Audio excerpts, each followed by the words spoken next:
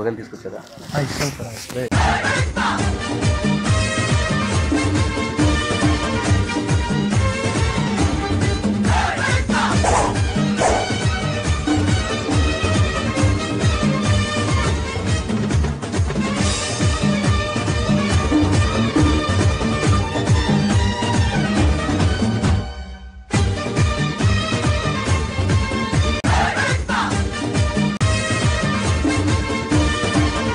అవినాష్ గారు ఈ సమయంలో మా భోజనం పెట్టినందుకు చాలా థ్యాంక్స్ అండి.